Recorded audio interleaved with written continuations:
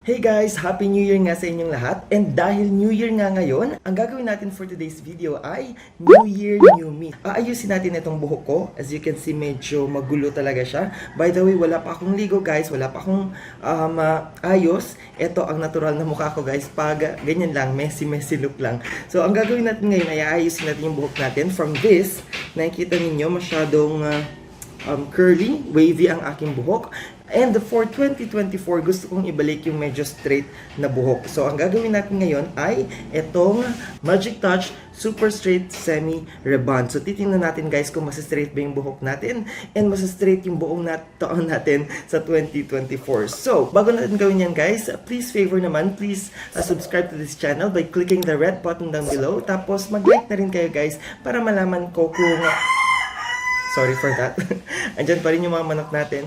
Again, click the subscribe button and then click the thumbs up button para malaman ko na okay yung ganitong mga klaseng content. So anyways guys, kung ready na kayo, I'm so ready para mabago itong messy hair ko. So let's go, let's start.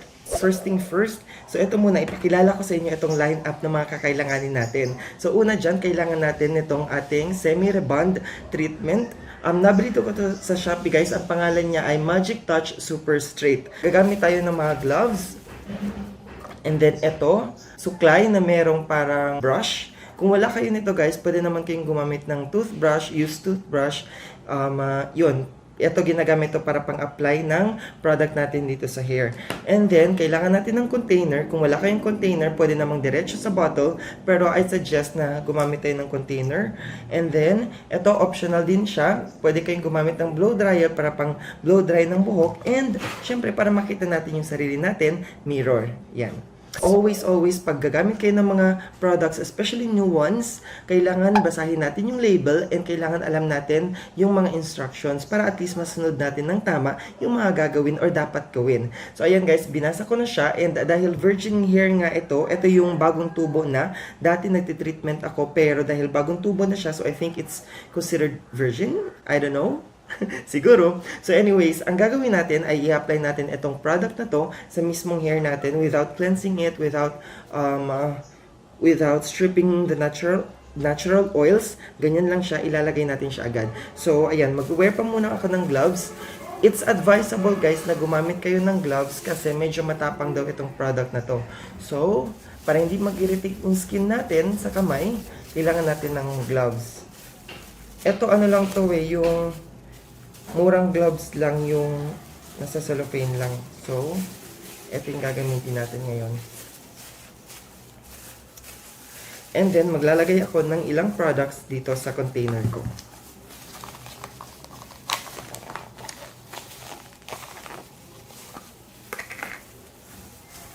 Yan, by the way guys, ito pala siya.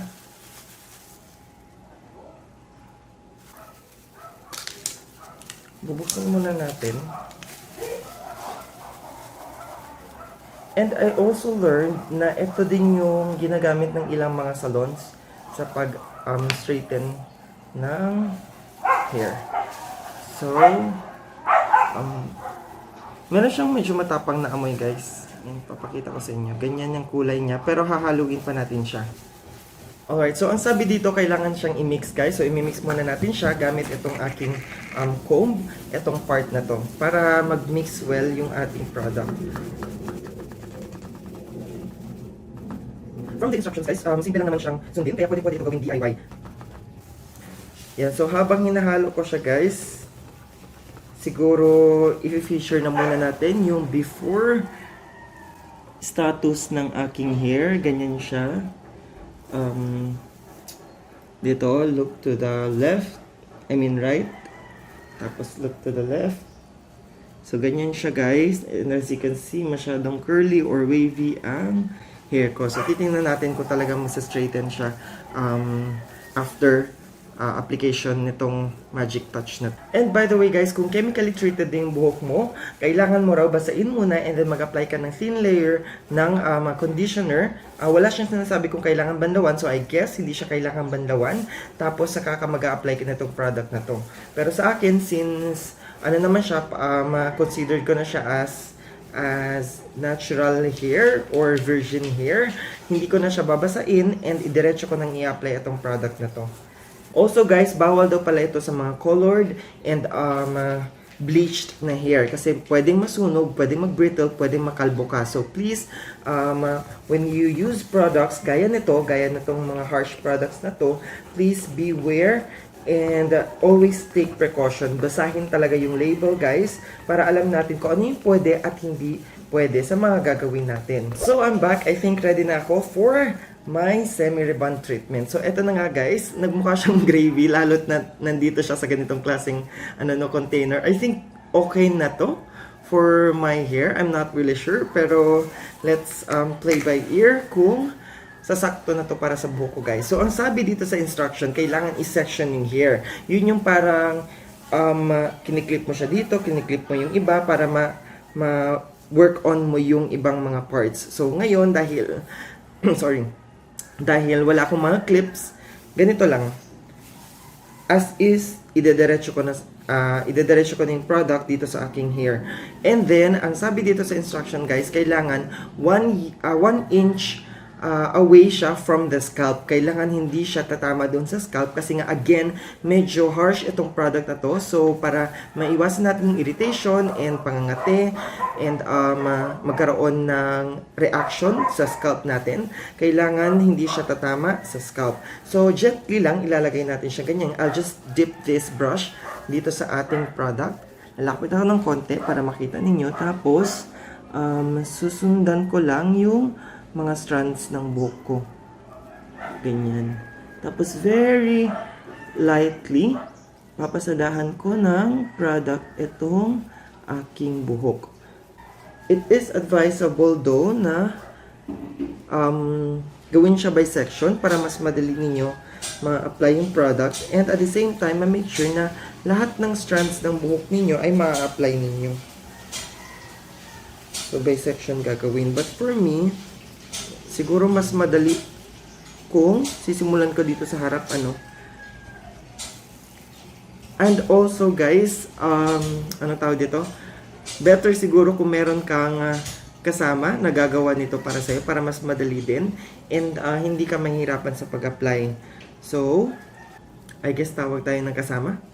Tatawagin ko yung kapatid ko guys. Wait lang. Okay, so ito yung kapatid ko guys. Siya yung tutulong sa akin para mag-apply ng product kasi medyo nahihirapan ako. So, ayan. Load natin ng konti.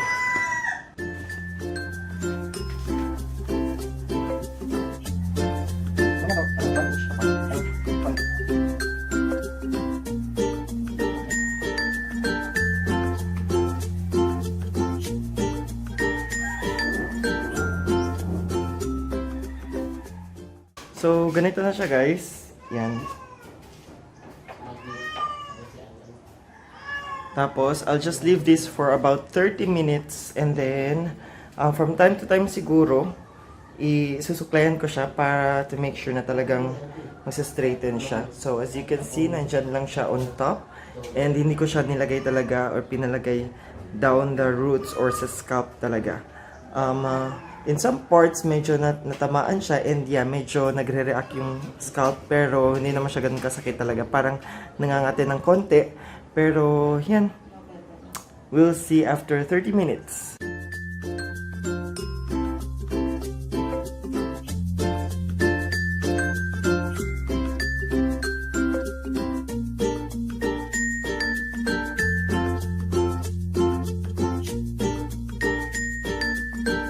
So, life update tayo guys. It's been around 10 minutes. And nararamdaman ko talaga siya dito guys, kung saan medyo umabot dun sa scalp, dito banda. Kahit di pa umabot ng 30 minutes, kung notice mo na parang nagkakaroon ng reaction sa scalp mo, pwede mo na siyang i-wash off. So, ako, titisin ko muna and then I'll be back after siguro 10 minutes. I'll give an update again. Second update guys, since it's been around 25 minutes na siguro, and then as you can see dito banda, dito yung kung saan medyo tumama yung product guys. Nakikita nyo may red dyan. So, and nararamdaman ko pa rin sa scalp ko yung product. So, I think I have to wash it na. So, pupunta muna ako guys sa banyo para mag-wash off. And then, after that, lalagyan ko siya ng conditioner. So, ganito na siya guys after I washed it. Kita nyo naman, super straight talaga ng buhok ko. Pero, nakikita niyo medyo matigas nga siya. Kahit hawakan siya, nung hinugasan ko siya, nararamdaman mo talaga yung tigas. But then, straight na siya. Ayan o. Gagamit muna ako ng conditioner nitong mga keratin na ganito. Medyo paubos na to. Ano? So, ganito ko lang siya itatowel dry guys. Hindi masyadong kinukuskus. Medyo dinadab-dab ko lang para matanggal lang yung wetness ng buhok. And then, I'll be doing a 2-part hair conditioning treatment. Para talagang mawala tong matigas na ano na to. Gagawin ko muna, gagamitin ko itong mga keratin. Ganyan yung sa sachet-sachet. Tapos, afterwards, gagamit tayo ng hair treatment. So, let's go.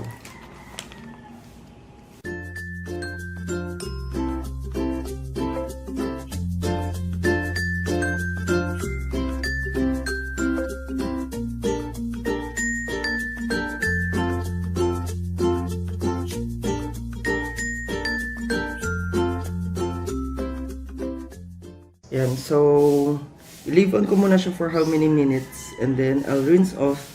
Tapos, saka tayo magproceed doon sa hair treatment natin. So, around 10 minutes na. And, ito na yung hair natin. After, lagyan ng hair keratin conditioner. Pero, hindi ko pa siya binanlawan, guys. Babanlawan ko muna to. So, ito na siya, guys. Nabawasan na yung frizziness ng hair. Still mararamdaman mo yung frizz, pero hindi na siya as frizzy katulad ng kanina after ng paggamit natin nung treatment, nung Magic Touch na rebond treatment. So, as you can see, straight na rin talaga siya, but I'll have to apply another treatment dito sa buhok natin para talagang maging smooth and kalmado yung buhok natin. So, mag-a-apply ako nitong Bremod Performance Top Smooth Hair Treatment. So far, so good naman. Diba? Hindi naman siya masama tingnan. It's good for a DIY.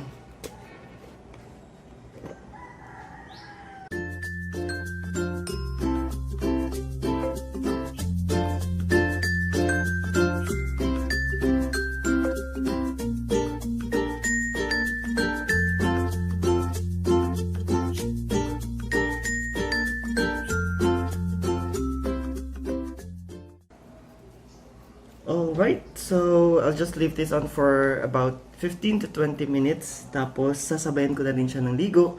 And then, afterwards, yun yung final result. So, here is the final result, guys. As you can see, straight na talaga yung buhok ko, guys. And so far, so good. Maayos naman. And hindi na siya ganun ka-frizzy after natin gamitan ng conditioner and ng Bremod hair treatment. Pwedeng ganito na siya, i-leave mo na siya as is, pero ako, try ko muna siya tingnan kung anong itsura niya kapag ka-dry siya. So, gagamit tayo ng hair blower and I'm just gonna blow dry my hair para makita natin kung ano talaga yung final na itsura.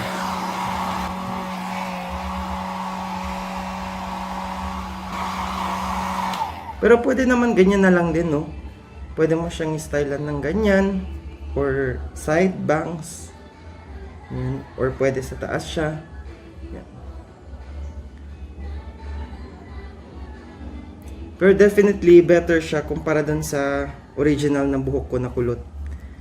So, yan. Happy guys.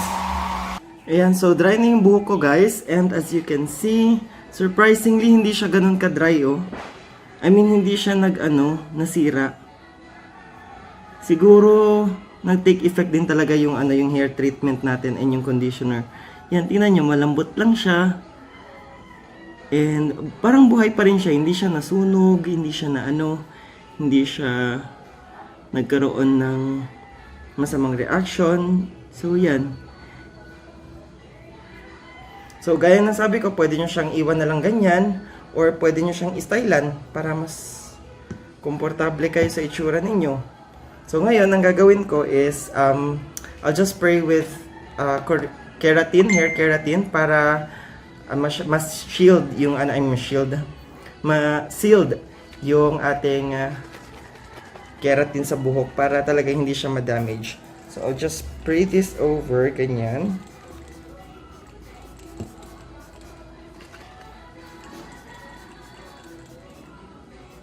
Hopefully, everyday ganito, no? Sana from now on, para talagang New Year, New Me. So, ayun na guys, straight na yung buhok natin. And, happy naman ako sa result, guys. Happy naman, no? No? You know, ganda. Yan, so pwede mo siyang stylan. Na happy ako guys. Healthy pa rin yung buhok.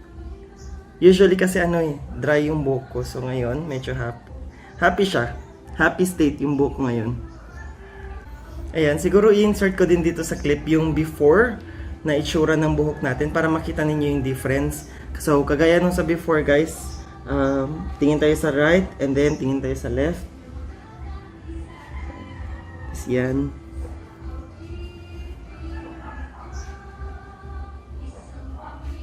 So kung tatanungin nyo ko guys kung i-recommend ko tong Magic Touch Super Straight Semi Rebond, I would say definitely yes. Kasi nag-effect siya sa akin, no?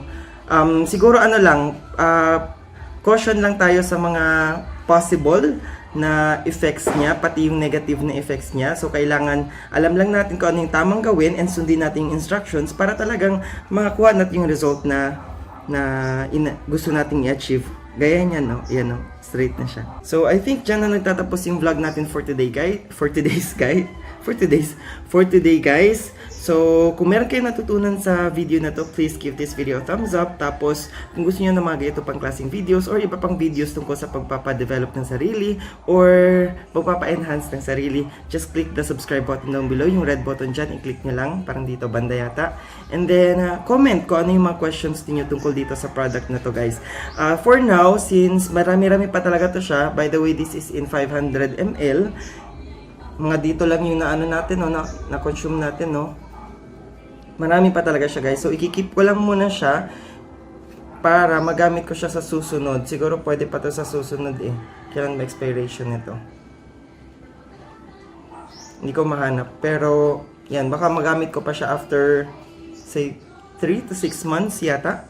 Yan, ipag-grow out ko lang muna yung buhok ko tapos saka tayo ulit gagamit ng ganito. Kasi naturally guys, talagang curly and wavy yung buhok ko. So, good thing na may mga ganito, hindi ko na kailangan pumunta ng salon, DIY na lang. So, yun guys. Again, kung nagustuhan nyo tong video na to, thumbs up naman dyan and subscribe to this channel. So yun guys, Happy New Year sa inyong lahat and bye-bye! See you sa next video!